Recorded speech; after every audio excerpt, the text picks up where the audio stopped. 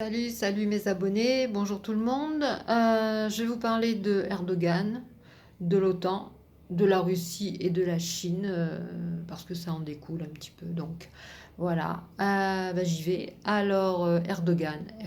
Erdogan, vous savez qu'il y a eu le sommet de l'OTAN là, qui s'est déroulé à Madrid fin juin. Erdogan, il s'est distingué parce qu'il a mis le veto à l'entrée de la Suède et de la Finlande dans cet organisme qui a été créé en 1949, voilà, et que De Gaulle appelait le machin. Donc après je reviendrai un peu sur l'OTAN. Et donc il a mis le veto pour ces deux pays. Pourquoi? Eh ben, tout simplement parce qu'il accuse ces deux pays d'avoir sur leur sol, sur leur territoire, d'abriter justement des militants, des opposants on va dire à l'État turc, à ce qui se passe actuellement en Turquie. Et notamment, surtout, il parlait des militants et opposants politiques du PKK. Alors le PKK, qu'est-ce que c'est? C'est le parti des travailleurs du Kurdistan. Le Kurdistan, ce n'est pas un pays, c'est un territoire, c'est une zone qui est diffuse, si vous voulez, entre la Turquie, le sud de la Turquie, le nord de la Syrie, l'Irak et l'Iran. Donc, ce qu'il faut savoir, c'est que ce PKK voudrait bien son indépendance, mais ils ne l'auront pratiquement, je pense qu'ils ne l'auront jamais, parce que tout simplement, bien, la Turquie a toujours dit que ce parti, ce PKK, est un mouvement terroriste, et d'ailleurs, il leur dénigre, c'est-à-dire le droit de leur culture, de leur langue. C'est une minorité et qui est quand même assez, on va dire, éprouvé par l'État turc. Voilà, donc euh, alors, ce qui s'est passé, pourquoi donc justement il a mis ce veto?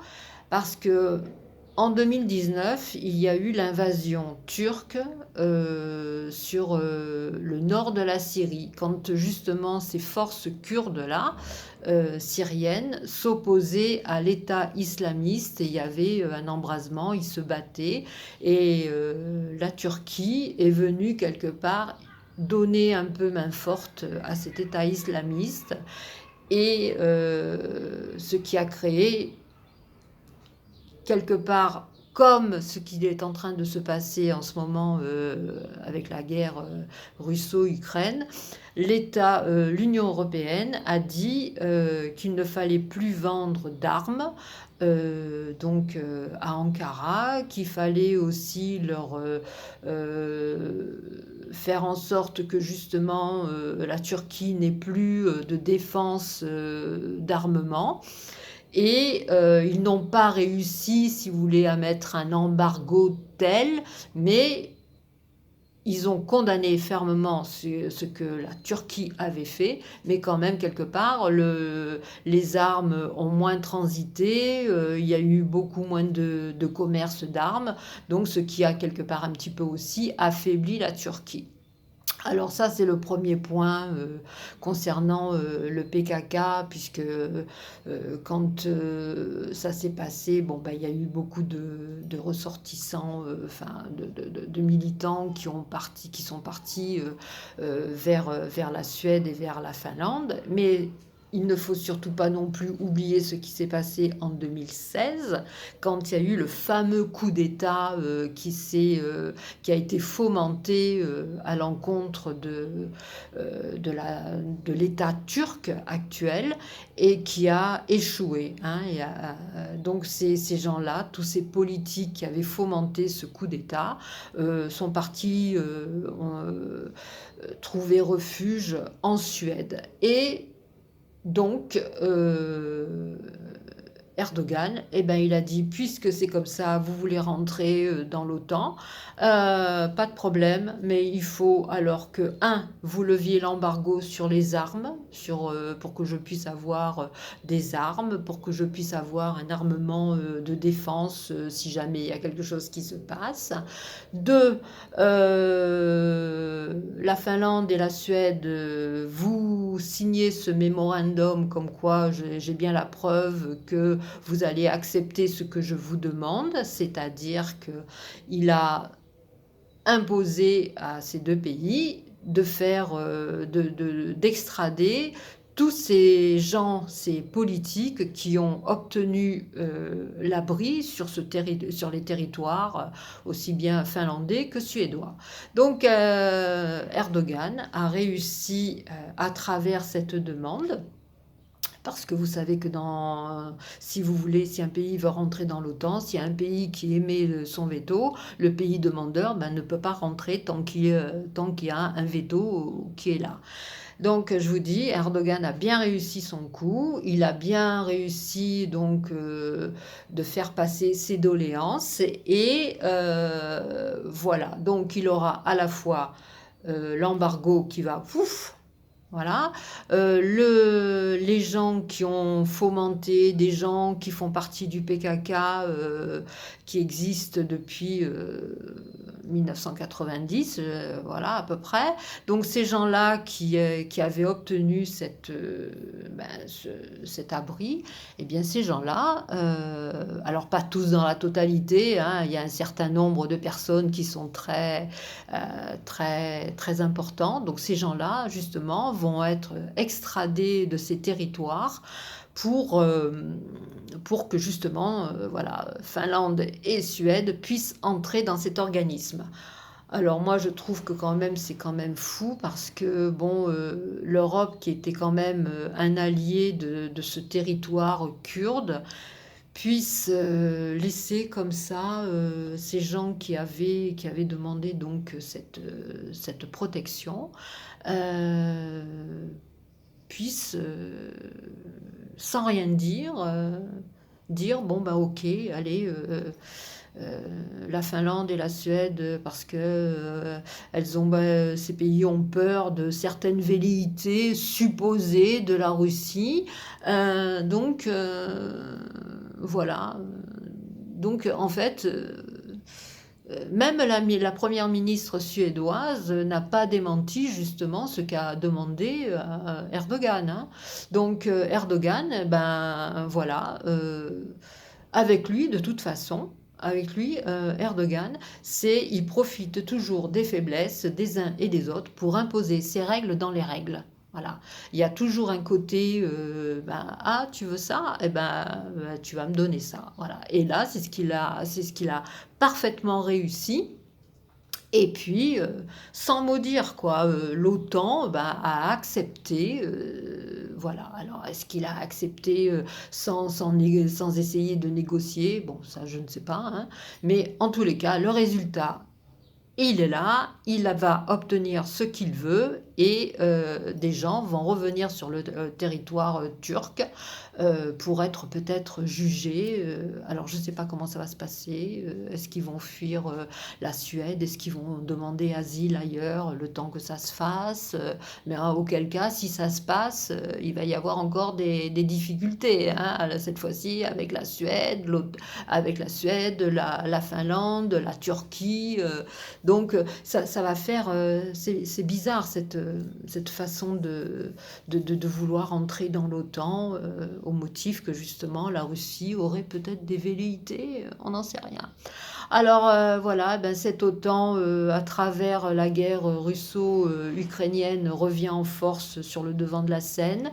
Apparemment, Stoltenberg, là, qui est l'agent, le secrétaire général de l'OTAN, a dit que donc ils allaient réarmer tous ces pays. Donc il y aurait des avions, il y aurait des canons, il y aurait un tas de trucs, puisqu'il va y avoir beaucoup plus d'armes, beaucoup plus de bases otaniennes qui vont être diffusées partout en Europe, puisque cette OTAN, hein, c'est une sorte de protection de tous ces pays qui adhèrent, 30 pays, maintenant plus 2 si, avec ceux qui sont en train de toquer à la porte.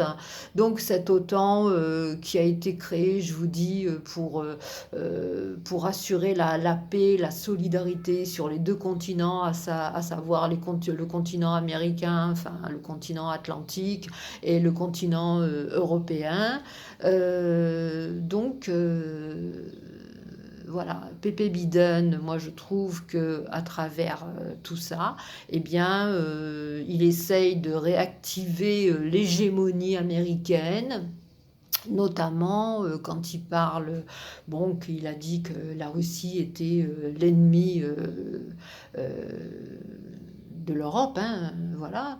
Mais aussi, ce qui est encore un petit peu plus inattendu, c'est qu'ils ont parlé donc de la Chine qui serait une menace. Alors, pour moi, hein, la Russie, c'est pas l'Amérique en fait ne vise pas trop la Russie. Voilà, donc ils essayent de combattre la Russie à travers l'Ukraine, à travers tout le matériel qu'ils font passer, etc., en Ukraine, par les bases otaniennes, ok, ok. Mais le principal ennemi des Américains, c'est la Chine. C'est la Chine parce que la Chine est en train de faire des infrastructures en Europe, hein, à travers la route de la soie. Ensuite, elle est en train de commercer aussi avec le continent africain, puisqu'ils sont en train de tisser un réseau. Voilà, mais je tiens à dire que c'est sans coloniser l'Afrique, hein, donc ça c'est quand même assez important. Donc les Américains voient ça d'un mauvais œil, puisque ça va leur enlever beaucoup, beaucoup de potentiel.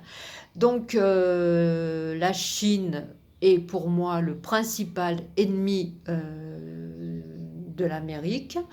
À travers cette guerre, puisqu'on va réarmer toutes ces bases, qu'il va y en avoir de plus en plus, donc il y aura plus de demandes d'armement, etc. Donc le principal bénéficiaire de tout ça, eh bien, ça va être effectivement l'Amérique. Quand vous savez que Olaf Scholz a dit, là, le chancelier allemand a dit que l'Allemagne allait devenir la première armée européenne. Alors ça fait aussi un peu bizarre quand vous savez que après la guerre, l'Allemagne a été divisée entre RFA et RDA, qu'elle était dépossédée de tout. Bien maintenant, Olaf Scholz dit que c'est l'Allemagne qui va être la première armée européenne. Alors quid de l'armée française ? Puisque quand même, vous savez que l'armée française, quand vous voyez le 14 juillet, les blindés, tout ce qui est le matériel militaire défilé, etc., on dit de la France qu'elle a un gros potentiel d'armement, que c'est quand même une structure militaire la plus importante d'Europe. Pourquoi c'est pas la France ? Pourquoi Macron, est-ce que Macron d'abord a dit quelque chose concernant le fait que Olaf, il a dit que ça allait devenir la première armée? Je sais pas. De toute façon, Macron, là maintenant, comme c'est son dernier mandat, quelque part aussi, il est en train peut-être de viser une présidence quelconque à l'Union européenne. Et puis aussi, comme il dit que la France est une province de l'Union européenne, alors pour lui, peut-être que il laisse faire. C'est peut-être, oui, l'Allemagne. Alors certainement une suprématie économie européenne, mais aussi qui va devenir une suprématie concernant les armes. Enfin voilà quoi, donc c'est quand même fou, c'est quand même fou. Voilà, donc Alors après, est-ce que, l'OTAN reproche à la Chine, les Ouïghours? Est-ce qu'il reproche justement cette infrastructure qui est en train d'être mise en place, ce commerce, que les Chinois, sont en train de zapper, à l'Amérique? Est-ce que c'est tout ça? Alors est-ce que c'est pour justifier cet agrandissement de l'OTAN dans l'Europe, pour, euh, prémunir les Européens, pour justement dire, bon, attention, nous sommes là, nous sommes très altruistes, nous nous occupons de vous, les Européens, mais est-ce que c'est pas eux qui visent en premier, hein, pour se prémunir, pour se protéger, pour retrouver leur hégémonie? Voilà. Ben, c'est tout, c'est mon petit regard sur l'OTAN, sur Erdogan, le malin, sur la Chine et sur la Russie. Et puis, ben voilà, c'est tout. Voilà, si cette vidéo vous a plu, mettez un pouce, abonnez-vous. Moi, je reviendrai pour une autre vidéo, là, peut-être certainement ce qui va se passer. J'attends le discours de Borne et de voir ce qui va se passer à ce sujet. Vote de confiance, pas vote de confiance. Enfin voilà, est-ce que Macron va dire à Borne, oui ma petite, il faut que tu te mettes en responsabilité ou rien du tout. On verra bien. Donc voilà, ben, je vous souhaite de passer une bonne journée et puis moi je vous dis à bientôt. Salut!